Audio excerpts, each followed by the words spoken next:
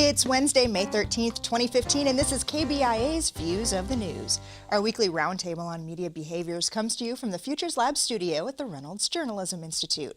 I'm Amy Simons, and here with me are my colleagues Mike McKean and Earnest Perry. On our program this week, another mega merger on the media beat. Verizon announces it's buying up AOL for $4.4 billion. The price of nice nails. A New York Times investigation has gotten America talking about the high price of cheap manicures. And what happens when the pressure for page views permeates a newsroom's culture? We'll talk about what's going on in some of these so-called online traffic factories. There's a whole lot more that we hope we'll get to as well, but let's start with that Verizon AOL merger. It's a biggie. Well, maybe it's a biggie. It depends on how you look at it, really. Verizon announced yesterday morning, before the markets opened, that it was buying AOL for $4.4 billion in cash. It's an investment in content creation. It's a means to feed consumers' appetite for mobile video. Here's AOL CEO Tim Armstrong talking about the transaction on CNBC. You know, Verizon's been one of our biggest partners and best partners since I've been at the company, and I think there was just a natural set of conversations that have happened, you know, over time, and, you know, over the last couple months, it got more serious, and I think we share a combined vision, and this will be one of the largest scale, most exciting, you know, biggest platforms for the future of mobile and OTT content and video. So it's and advertising. It's a very, very powerful platform. OTT meaning over the top. I got to ask you guys, AOL email addresses for everyone? Big comeback coming here? I don't know. I mean, AOL is not what it used to be, of course. I mean, it still has a few dial-up customers, and they still make some money off of that. But what they really are now is a company that's involved in programmatic advertising online, figuring out video advertising online, and that's what makes them appealing, I think, to Verizon. You said, you know, is it a big deal or not?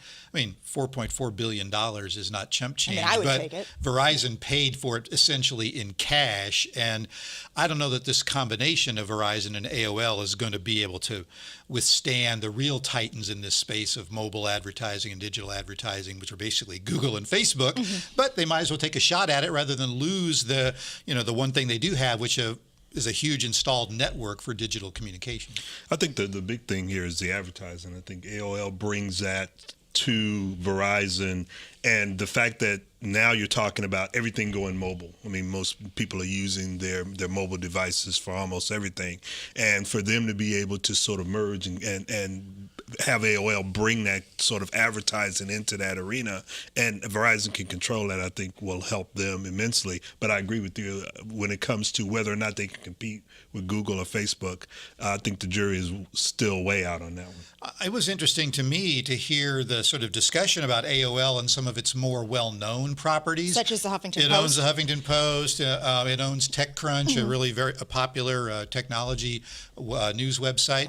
But there's also speculation that despite the need for AT&T or the desire to be in the content business, that AOL may be trying to sell off the Huffington Post. I don't know why, but it's unclear whether or not this is really about content for AT&T as opposed to it's about advertising and sort of preserving that network that they have. I mean, most of the stories that have come out about this merger have revolved around the advertising component of that. So I could easily see where they may be looking to jettison those, but I'm with you. I don't see why they would want to do that. I mean, they could actually use those platforms as a way to maybe test some of the things that they want to do. And if they're talking about wanting to be more deeply involved in over-the-top television or video, I mean, you think of Hulu or Netflix or whatever, I mean, they're going to need content, and where are they going to get it from? You'd think at least they would want to tap into those brands that are already a valuable part of their company.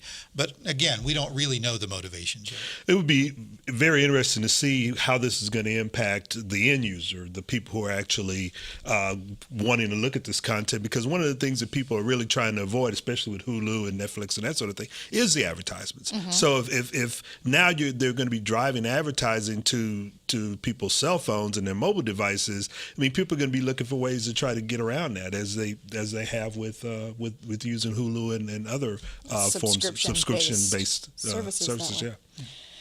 No one likes a good manicure more than I do, but last Thursday I read a story on the New York Times website that left me feeling quite content to paint my own nails for a while. The two-part series is a deep dive into the working conditions, health hazards, and illegal work practices carried out daily in thousands of salons across the city. Here's reporter Sarah Maslin-Neer on PBS NewsHour telling Judy Woodruff how her 13-month investigation came to be. I was getting a pedicure at one of these very odd 24-hour salons in Manhattan, and I marveled at it to the woman doing my toes, and it was about 10 a.m., and I said, who works the night shift? And she said, oh, I work the night shift. I said, but it's day. And she said, I work 24 hours a day, 6 days a week. I live in a barracks above the salon. They shake me awake to do night treatments, and on the 7th day, I sleep for 24 hours and come right back. So what did you And I thought, find? this woman is enslaved. Yeah, and you went Well, on. I spent a year. Go ahead, yeah. I did. I went beyond this woman, and I ended up interviewing over 125 manicurists, and I found that that woman is the extreme, but not that far off from the reality. As you said before, people have to pay for their jobs, up to $200, sometimes even more. Then they work for free for weeks or months, and until an arbitrary time when the owner decides that maybe they merit being paid, and then their starting salary is $30 a day. When we talk about stories that need to have context, boy, this one did, if ever we've seen one. It outlines exactly how and why these women find themselves in the situations they're in, why they're living in the backs of salons or in barracks nearby, why they're working 24 hours a day, 6 days a week, why the women of different nationalities are paid different wages. Yeah, it's interesting to me because some people were kind of poo-pooing this story like, well, why did they have to spend 13 months working on it and all the promotion and social media and everything they did to build up this story? Why don't they reserve some of those resources for their bigger pieces or more important investigations? But, you know, I thought this was a very good investigation. I mean, it looked at issues of immigration. It looked at issues of equal pay. It looked at issues of the safety for these people because of the chemicals that are involved in the... And generations of birth defects, cancers, right, things down the line. I thought it was a very well done investigation, and I think they did take advantage of all the tools they had available to them, including, frankly, releasing it online first to try to attract as big an audience as they could. I mean, the one thing about this piece and the way in which the New York Times did it was that they took the time to make sure that they got as much information as they could. I mean, it was really in-depth, 125 interviews in 4 languages. Mm-hmm. They actually distributed the story in those 4 languages. And we'll talk a little bit more about why that strategy is taking fire. Yeah, I mean, it's just, to me, those who are saying, well, why didn't they do this with other stories? They should be doing this with other stories. But one of the things that this shows is that it takes time to do that. And it may seem like the topic itself is not important, but really it is, because what you see here is a lack of regulation and a lack of oversight on the part of government, on the part of government at all levels, to make sure that these workers are treated fairly. Well, and one of the things too, Mike, you had mentioned the criticism that why aren't they putting more into investigations that matter? Well, this was released on Thursday. It was then released part 2 online on Friday. It didn't appear in print until Sunday in the big Sunday paper, but by that time, state and local government had already come forward and put emergency actions into place to begin that regulation. Talk about impact. Doesn't get much more impactful than that. I mean, in fact, even before the story ran, once some of the state inspectors in this industry found out that the New York Times was asking questions, they started doing some inspections. And then, like you say, Governor Cuomo came out just, a day or two ago. It was by Monday morning. These were in place. Emergency actions to try, signs that are going to go up in different languages to tell employees what their rights are. I mean, this is high impact journalism, and it's reflective of larger issues that we all should be talking about. And the thing about it, this is journalism that's going to make a difference, because it's not only in New York are they going to begin to look at this, they're going to look at it all over the country, because you're going to have women or anyone who wants to get manicures and that sort of thing are going to go in and ask these questions. Hey, did you see this story? And are you being taken care of? Or what's your working conditions? It made me think, I mean, I've been to New York and likely have gone to some of these salons, and when I saw one of the photos on the stories, mani-pedi, $20, I'm thinking, okay, well, that's what I pay for a manicure here in Columbia. So maybe I am paying what might be appropriate for one service versus two, that maybe a manicure and pedicure here might cost me an upwards of $40. Maybe things are a little bit different here and how it's enough to at least have you ask the question and think about it as a customer. And that's making it translate and making it scalable in a lot of ways across the country. Yeah, but I think you can also look at this in a larger perspective, which we've talked about, is when you look at inequality and you talk about wages and you talk about working conditions and the fact that you can take this and translate it to other ways of employment or forms of employment within our country and look at are we allowing what we get from the services and that sort of thing to sort of cloud our judgment as to whether or not we're actually paying enough. Are we paying an equal amount of money for the services that we're getting so that people can have a living wage? And there was actually a surprising, to me at least, racial component to this, in that most of the salons in the New York area are owned by Korean Americans, and they give much higher wages and preferential treatment to employees who are Korean as opposed to Chinese or Hispanic employees. So, I mean, that piece of the story is something worth talking about, too. And I don't think you would have been able to get that component of the story had you not taken the time to actually delve into the lives of the individuals who are working in these jobs. And that, I think, is what really makes this piece stand out. And that involved hiring translators to go along with her in several languages. And as you mentioned, Amy, it involved translating the story into several languages. Which is something, we did talk about this a few months ago when the New York Times had written an editorial about dropping the embargo on Cuba prior to changes that were announced in December. And that editorial was available in Spanish as well as English. And we talked about wanting to reach an audience. Well, this is a concerted effort on behalf of the New York Times to reach the audiences that it's covering. Not only to reach the typical New York Times audience, but those specific communities that it's out there covering. Well, and what I specifically liked about their explanation of doing this in these different languages was not just to reach that audience, but to get that audience to perhaps read these stories and come forward with more examples, right? Well, it's also a way of, reaching the audience is important to do regardless of what the story is, but this is another way that they've sort of thought about it and said, wait a minute, we have people who engage in various different languages, and if we're going to present stories that mean something to all of our community, that means we're going to have to meet them where they are and not where we think they ought to be. And I think the New York Times is taking a educated gamble in doing that, and I think it's going to pay off. Okay. So another investigative reporter, Seymour Hersh, he's known for his reporting that has blown open some really big stories over the course of the last few decades. Now he's published a 10,000-word piece claiming the Obama administration lied about key details in the 2011 assassination of Osama bin Laden. The piece is in the London Review of Books, not the New Yorker or the New York Times, like so many of his other big investigations. It has some contradictions, and it relies pretty much on an unnamed source, and that's got some questioning its credibility. What have your thoughts been on this? Well, could it have happened the way that Seymour Hersh said that it did? I mean, basically that the Obama administration lied, that we were colluding with the Pakistani intelligence community all the way through, that we didn't bury him at sea, on and on. Could all of that have happened? Yeah. Theoretically, but he relied basically on two sources. One, an unnamed retired person from, I guess, the CIA or from intelligence, and from a retired general in Pakistan.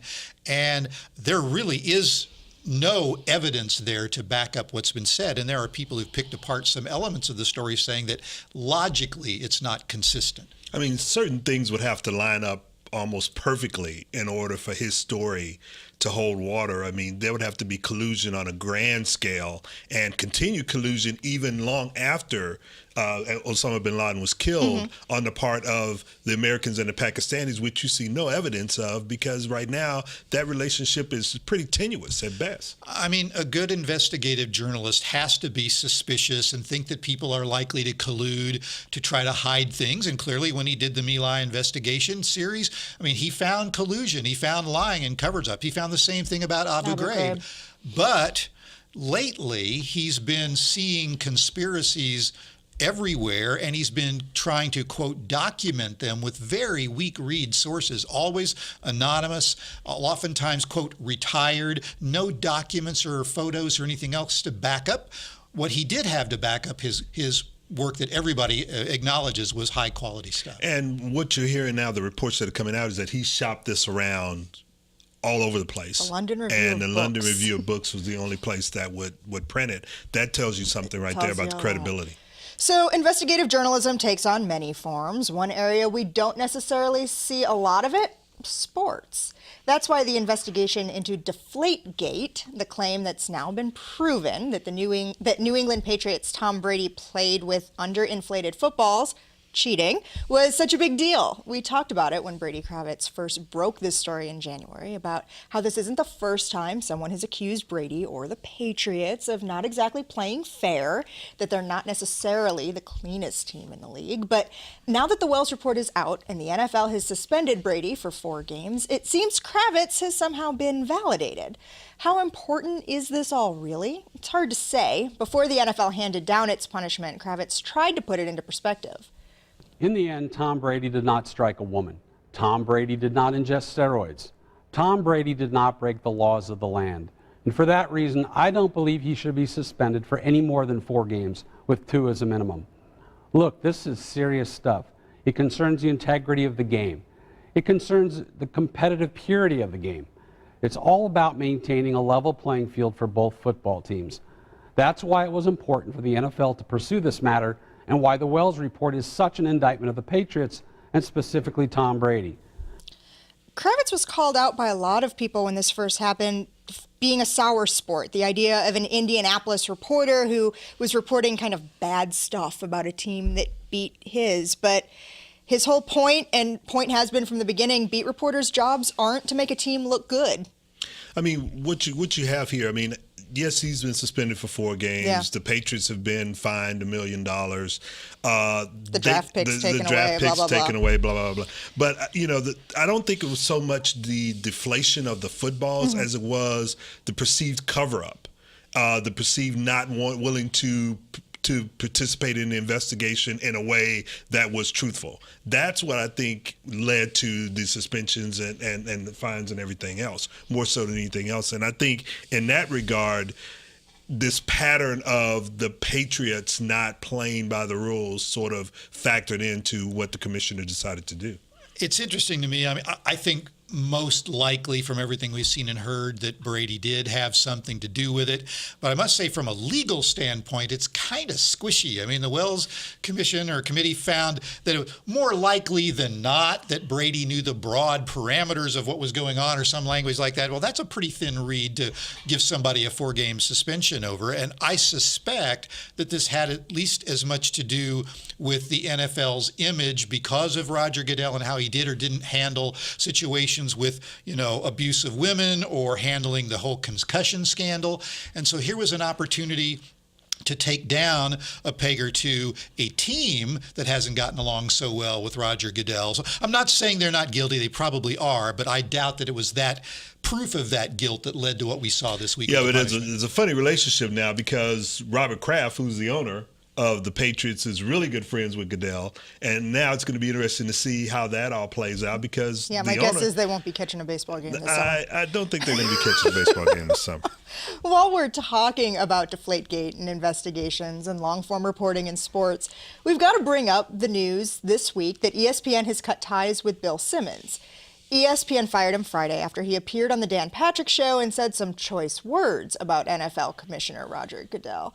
ESPN acted swiftly and decidedly on this, but it was a long time coming, no? It was a long time coming. I mean, Bill had been sort of doing this tit for tat back and forth with ESPN management. He in particular is not thrilled with Roger Goodell, and he has made those views known. Mm-hmm. And I think it finally got to the point where the ESPN executives said, enough is enough. We're going to have to go ahead and cut ties with you. And we feel like we can do that now because Grantland, which is the online long form magazine that Simmons helped found, has now taken off, and they felt like they can do well on their own without him, and now that's the direction they're going. Yeah, I mean, I suspect that to a certain extent, and there's an article that you posted on our links blog that goes into this in more detail. I suspect, again, that the parting of the ways had as much to do with the sense by ESPN management that Simmons had just gotten too big for his britches and demanded control and made people in the Bristol, Connecticut headquarters, the sort of the working stiffs of ESPN, a little bit upset by the way he was heavy-handed and what he wanted to have said about Grantland, or how he wanted to be given the freedom to call Goodell a liar or lacking testicular fortitude or whatever he just felt like saying. You said it, not me. Got to the point where they just decided, as Ernest said, not only Grantland, but 30 for 30, their documentary series that Simmons was involved with, could stand on their own. So why not let him go? Yeah. Okay, well, when I was a digital news editor at the Chicago Tribune, I had a daily page view goal that I had to meet, and there was a lot of pressure to hit that number no matter what. I'd go to any length to do it. I hoped for the Chicago Bears to lose because it would generate traffic from angry fans. I pushed content on social media. I created content I knew would go viral, even if it didn't necessarily stand up to my own journalistic standards. The Chicago Tribune isn't likely a publication you would consider to be a traffic factory. It's not BuzzFeed or Gawker or some other media outlet that makes its money off of what you might call clickbait. But trust me when I tell you, the pressure to get each and every one of those clicks is real. The Tau Center for Digital Journalism issued a report that shows, among other things, that metrics, the measurement of web traffic, is starting to have a hold on journalists' emotions and morale in newsrooms. This was a really interesting read for me, but it seems like a really big yellow caution sign that says, whoa, slow down. There's bad things going on here. Yeah, to me, it's one of those types of things. Are you going to let those metrics run your newsroom and what you decide to cover or not? I mean, you can go back to the story we talked about earlier on the nail salons. We're going to. Yeah, could you imagine that, whether or not you're trying to figure out, well, wait a minute, will this story in its infancy generate the kind of traffic that we need? And if you're basing it on that, you probably wouldn't go with that story. But now you look at it after you've run it and you've promoted it and it's taken off. I haven't had time to read the whole Tau Center report. I just looked at the executive summary before we came on. And, in some ways it reads like that summary, like the author kind of wants to have their cake and eat it too. I mean, yeah, we should pay attention to analytics at a high level because that can be very helpful for us. But, we shouldn't be making it too important about our everyday decisions. We have to think about other journalistic values. Okay, all of that is obvious. But then to say, well, but employees in news operations are really anxious because they're being asked to look at analytics. Well, they've always been anxious. Grow up because we need these analytics not only can cause the kinds of problems that you describe, but they can also be extremely helpful in us figuring out what our audience wants to know about or how they want us to depict that. But I think a lot of audience is too. You can learn everything through those analytics about socioeconomic status. You can learn everything from how many pages they viewed to what web browser they're using to what device they're on to how long they've stayed with you to how quickly they left. But when you present it in that fashion, I think journalists are much more likely to say, okay, I can buy into that. But when you have when their bosses come in and say, you only had these many clicks today, or you only had Mike, you only generated 562 clicks. Well, Ernest, your story brought in 1,000, so we're going to give you a bonus this week. Exactly. Now you're looking at it as sort of carrots and sticks and that sort of thing.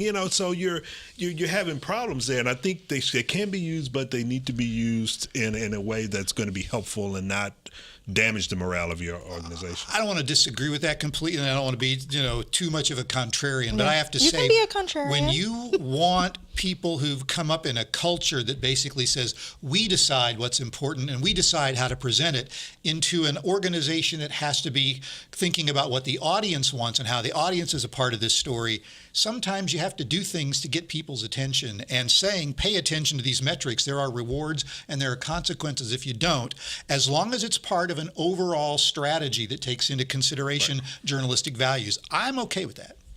So long as the journalistic values are there, I am as well. And so am I.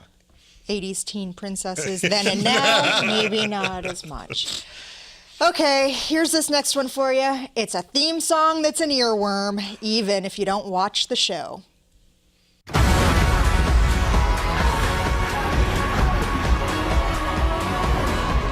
American Idol. And at the end of this next season, its 15th, it'll come to an end. It's given us some musical hits. And I'll cherish all the love we share for a moment like this. And some misses.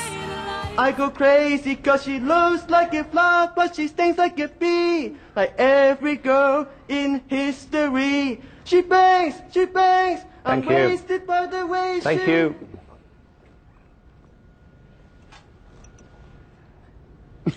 You can't sing, you can't dance, so what do you want me to say?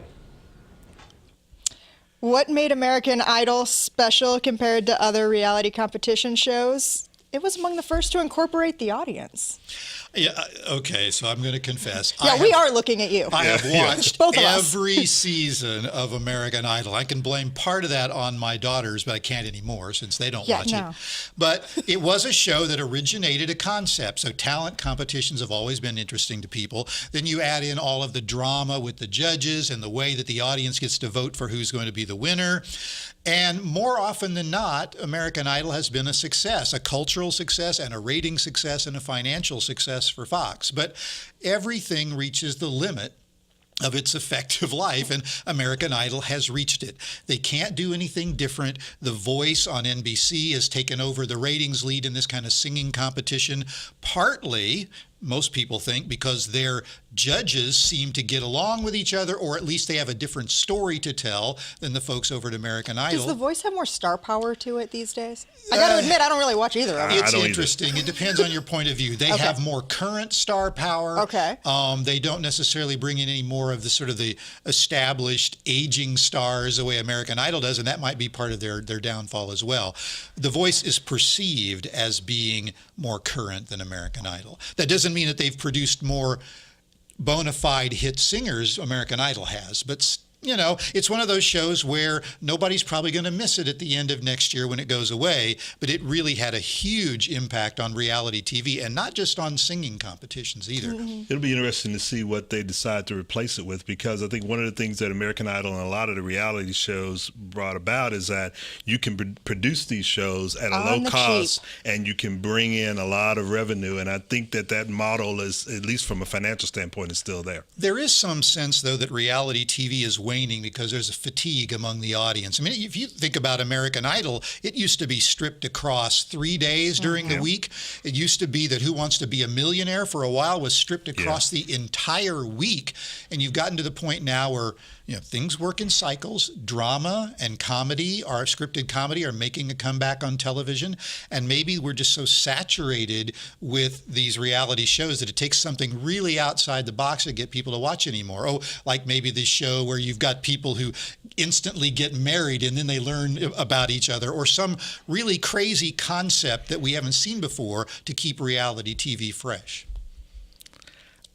Sorry, I know way more about reality TV. When you talk about the idea of the appetite waning, I used to be somebody that if it was on Bravo and it had a Real Housewife, I watched it every single week, and even those shows are just starting to feel like screaming, and I'm turning them off before I can even get through half an hour of it.